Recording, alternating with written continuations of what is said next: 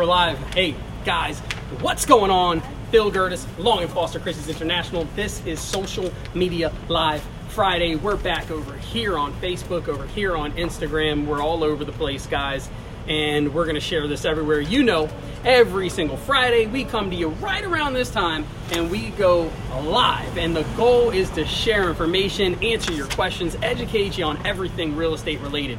This is going to be a quick one. It's a great topic. Before we get started, I want to encourage you guys to share this feed. Hit the like buttons, hit the hearts, do the whole shebang, because we want all these social media platforms to know that you love this content. So here's the deal. Today, we're talking about refinancing your home. Now, why did we pick this topic? Two reasons. Arabella, who's behind the camera, gave me two potential topics. It just so happens I'm in the process of refinancing my home right now with Brandon Floor over at First and Financial Mortgage. So here's the kicker, guys. When an option to talk about refinancing happens, as I'm refinancing, I'm going to jump on it. So here's what we're going to do. First thing you want to know is, what is refinancing your home? If you don't know this, you probably don't own a home. If you do own a home and you don't know this, here's a quick update. It's basically you are going to get a brand new mortgage for your house, and you're going to get new terms, new payments, and things like that. Why do people refinance? Well, there's typically three reasons, and you should take some time and think about, do you fall into one of these three reasons? The first reason, it's simple. You lower your interest rate and you lower your payment. Now, there's a caveat to this, so we'll talk about it here in a second.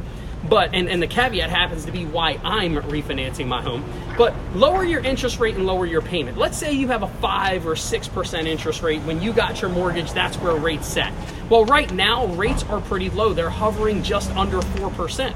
So it might make sense for you to look at your mortgage, talk to a mortgage broker, and ask them, look, if I were to refinance right now, how much would my payment decrease based on the interest rate? So does your interest rate go down, in turn lowering your payment? Something that a lot of people forget about, though, is something that I call terrible. It's called PMI. PMI is basically mortgage insurance. It's private, I believe, private mortgage insurance. So what that does is it insures the mortgage company's loan. Guys, I'm not going to get into details about PMI, but the thing you want to understand is, if you currently have PMI, this can be hundreds upon hundreds of dollars tacked onto your monthly mortgage payment, and it technically does nothing for you. So what should you do when you're looking at, does the rate go down? Don't just think, can I get a lower rate? Ask your mortgage broker, can I get rid of my PMI? This happens to be the exact reason I'm refinancing my house right now.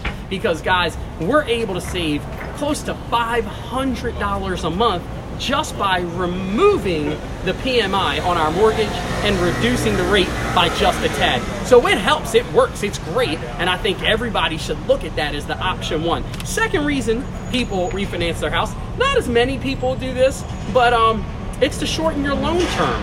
What do I mean shorten my loan term? Well, maybe you're the typical person, right? The typical loan is a 30-year fixed loan. And if you have a 30-year fixed loan, that means you buy your home today, you're gonna pay off your loan 30 years from now, and the rate is never gonna change.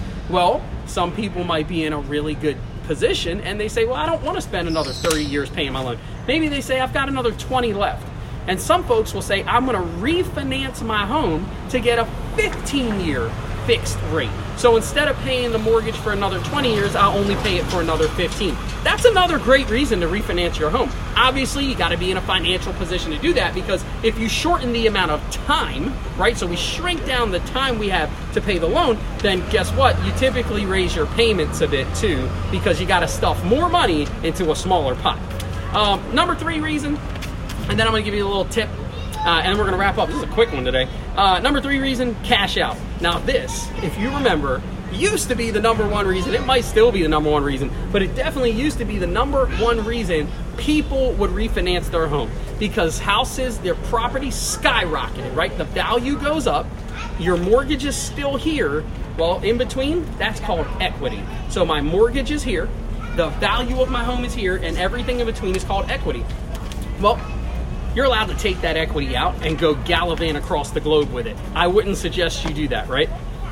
If you're gonna do something like a cash out refinance, I suggest you get with a financial advisor or your mortgage broker or your accountant, and you determine whether or not it actually makes sense for you to pull that money out, and what you're going to do with it has to make sense. Some people will go on vacation. Some people will pay for their kids' college. Guys, there's a lot of moving factors in what you do with that equity that you pull out of your house, so make sure it actually makes sense for you. So tip number one is you're going to lower your interest rate. That's the first reason people reduce their decide to refinance, and then also by reducing their interest rate, they lower their payment, and hopefully you get rid of, if you have it, PMI, and that's a huge savings every month. Second reason was to shorten your loan term. Doesn't happen as often, but it does happen. And the third reason is cash out refinance. It's time to spend a little money, so you might want to cash out refinance. Please be smart about that. Don't go killing yourself because you decided to take cash out and you did all the wrong things with it, so now you're in a bad position. Don't put yourself in those positions. But the question you all have to ask, and this is my tip for you today when you're thinking about, am I going to refinance my house for any reason, is what is the cost? Guys, it's not free to refinance your home in most cases, right? So if it's going to cost you something, factor that cost into what's going to happen across the long term. So if it costs me, I'm throwing numbers out, don't hold me to any of this. If it costs me $5,000 to refinance my home, what does that equate to monthly over the course of the term of my loan? And am I truly saving money when I factor that cost in? Because one way or another, you're gonna pay for it, guys. So guys, that's it. This is Social Media Live Friday. I'm Phil Curtis. I'll see you on the next one. We've got a great topic for next week, but I gotta tell you guys, if you have a topic, real estate related, I don't even care if it's not real estate related, let's have some fun, and you want us to talk about it, then make sure you comment below, make sure you share this, make sure you get it out to all your friends and family that are thinking, should I refinance my home now? Love you guys, we're done, see ya, bye. He wanted